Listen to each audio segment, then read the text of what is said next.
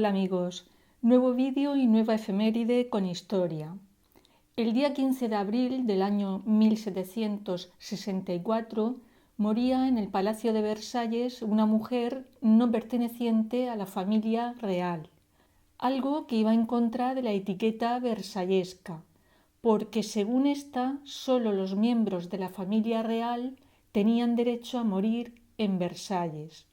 Sin embargo, el por entonces rey de Francia, Luis XV, se saltó dicho protocolo por la mujer que había sido su favorita desde que la conociera 19 años antes.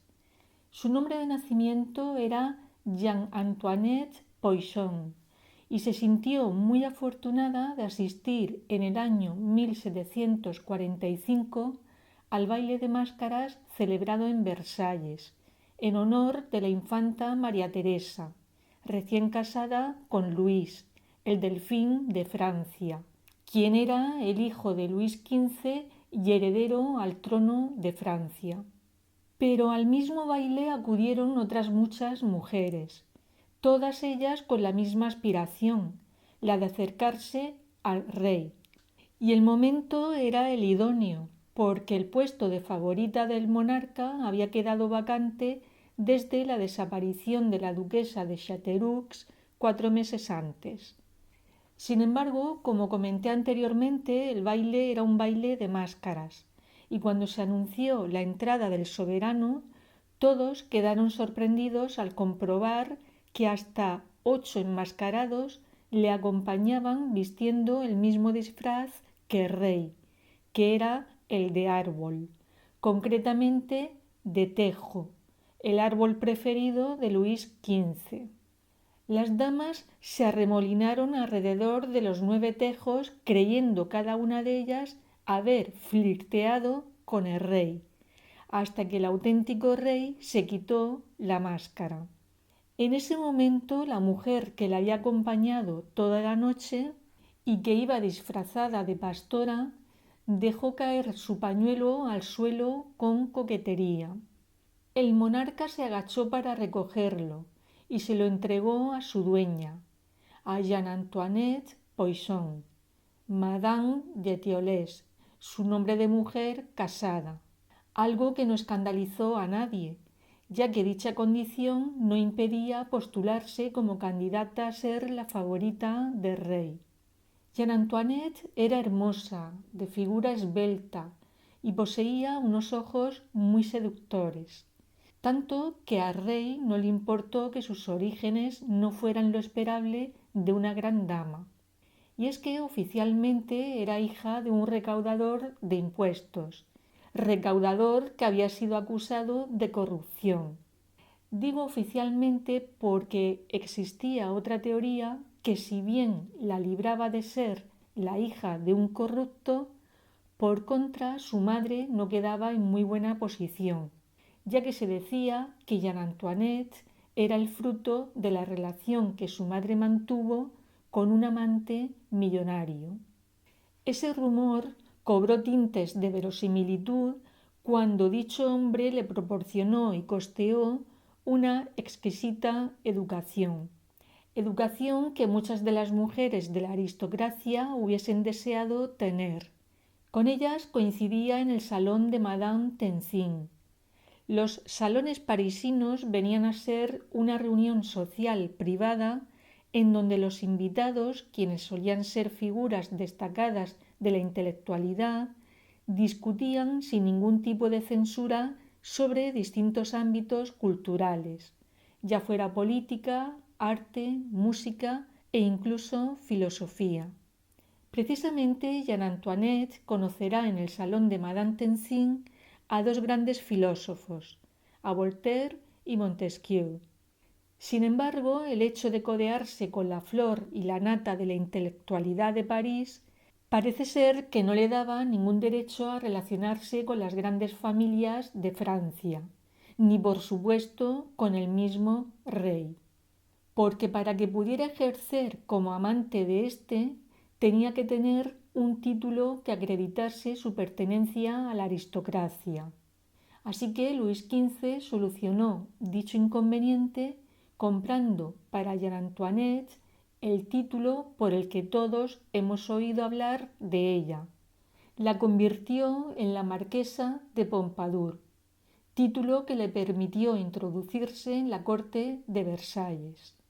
Su entrada en ella fue aceptada con normalidad, y es que todos sabemos que en épocas pasadas los matrimonios reales se establecían en función de las necesidades de la política internacional, sin tener en cuenta el parecer de los contrayentes. Por ese motivo y de acuerdo a esa mentalidad, se hizo necesaria la figura de un amante oficial, y esta vez sí elegida por el propio rey. Independientemente de que fuera una costumbre establecida, María Leszczyńska, la esposa de Luis XV, se lo puso bastante fácil a este, porque después de haber tenido 10 hijos, le pidió que le excusara de las obligaciones conyugales. Tampoco le importaba la presencia de Madame de Pompadour en la corte, que en una ocasión y persuadida por su voz, le pidió que cantara en una fiesta, ya que una de las disciplinas que la marquesa cultivó durante su formación fue el canto, recibiendo lecciones de las más importantes estrellas de la ópera de París. Madame de Pompadour aceptó la petición de la reina y eligió el monólogo de Armida, un pasaje de la Jerusalén liberada de Torcuato Tasso, y la elección tenía toda la intencionalidad, ya que la heroína, quien seducía al guerrero Rinaldo, llegaba a decir lo siguiente: «Él está bajo mi poder». Y así era, porque además de la atracción sexual que el rey sentía hacia ella, había algo más que no había sentido con ninguna otra mujer, y esto fue la complicidad entre ellos. Madame de Pompadour le consiguió momentos de intimidad que nunca hasta ese momento el monarca había vivido. Pensemos que el protocolo real exigía levantarse, asearse, vestirse, comer y acostarse en presencia de personas. La marquesa tuvo en cuenta su carencia y organizó para él cenas con pocos y selectos invitados. En ellas el soberano se relajaba, olvidando lo que él representaba y comportándose durante ese tiempo como cualquier otra persona. Por ese motivo, por esa complicidad que había entre ambos, y cuando pasaron los 5 primeros años de pasión, Madame de Pompadour, pese a no ser ya la mujer que frecuentaba los aposentos del monarca, no solo permaneció en la corte, sino que consolidó su poder en ella. Tanto es así que le fue concedido el título de duquesa y el de dama de honor de la reina. Estos nuevos títulos supusieron un cambio en su vida, porque le permitieron cambiar su pequeño apartamento en el piso más alto de Versalles por nuevas estancias mucho más espaciosas en la primera planta del palacio, planta reservada a los familiares del monarca. Igualmente, los nuevos títulos le daban el derecho a sentarse en un taburete ante cualquiera de los miembros de la familia real. Contra todo pronóstico, Madame de Pompadour no solo permanecía en la corte, sino que había ascendido en ella. Es más, se tomó la libertad de introducir una nueva mentalidad en Versalles, la de la Ilustración. Y esto era algo que iba en contra de los propios intereses de la monarquía, ya que dicha mentalidad llegaba a cuestionar el origen divino de la misma. Podéis imaginar las enemistades que esto le causó en el seno de la familia real, una familia que, si bien desde el principio se mostró distante con ella, no es menos cierto que también la aceptaron. Sin embargo, su osadía rebasó cualquier límite de la paciencia, y tanto el delfín como las princesas rompieron el respeto hacia su persona y comenzaron a llamarla la moderna Pitaine, refiriéndose con este término a una especie de maldición.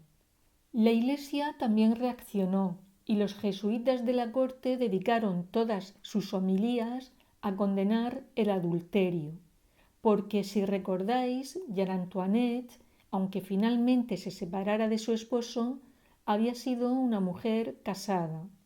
Hasta el pueblo se puso en contra de ella, porque la responsabilizaban por la influencia que ejercía en el rey de cualquier decisión impopular de la corona hacia sus súbditos, como fue la instauración de nuevos impuestos para costear los lujos y derroches de su favorita entre las favoritas.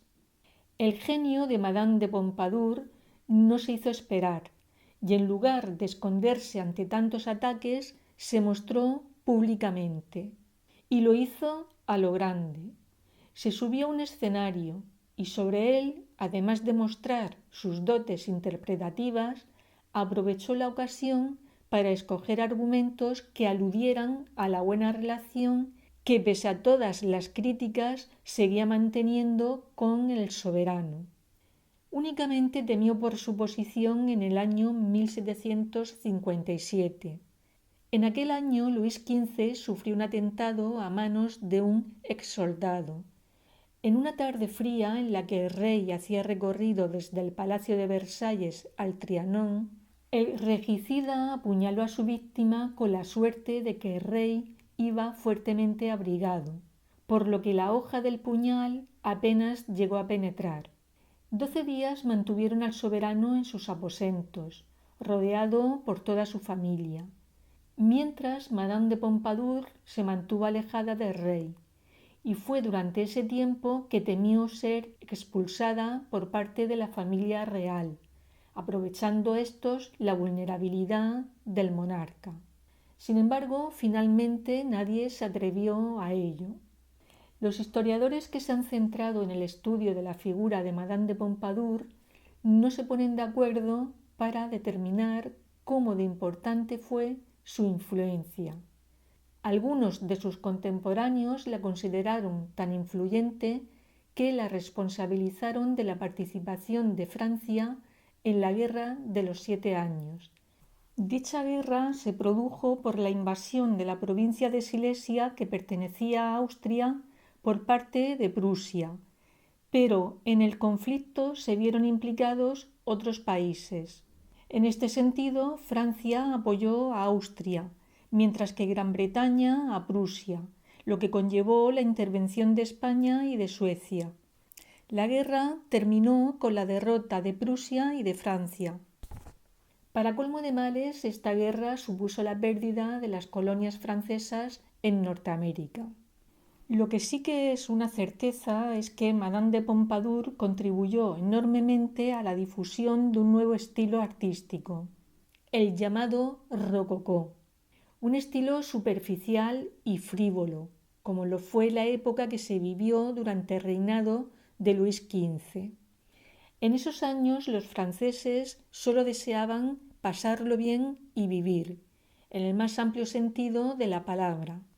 Es por ello que en Versalles y alrededores muchos nobles se entregaron al ocio sin ningún pudor, protagonizando escenas de divertimento que quedaron reflejadas en las obras de pintores como Watteau, a quien se le atribuye el estilo rococó.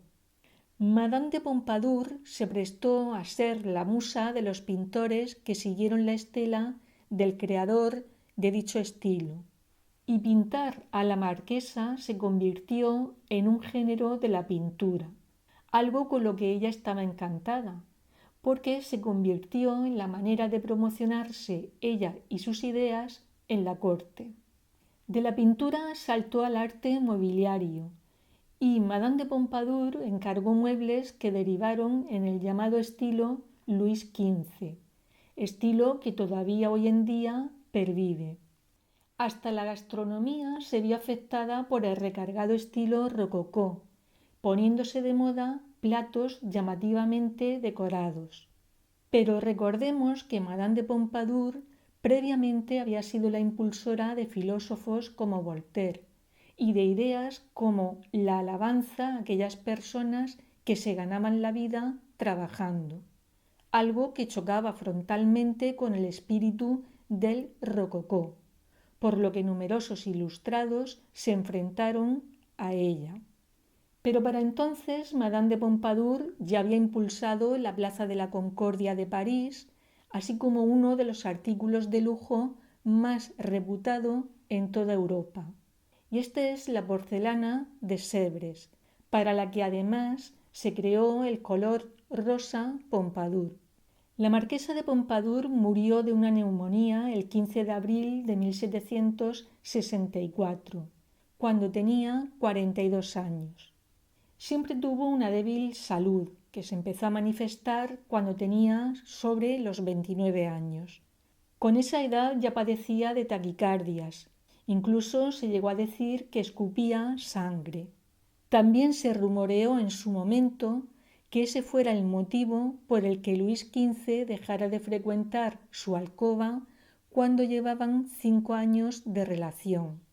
En sus disposiciones testamentarias y en ausencia de descendientes, legó parte de sus residencias a Luis XV. También legó a sus amigos y sirvientes anualidades de por vida. El resto de sus posesiones, incluyendo el castillo de Menars, fue transmitido a su hermano. La marquesa de Pompadour está enterrada en París, en la capilla de los Capuchinos, junto a su madre y una hija que tuvo con su esposo. Dicen que Luis XV, viendo la lluvia caer cuando salía el ataúd de su amante de Versalles, dijo lo siguiente: la marquesa no tendrá buen tiempo para su viaje.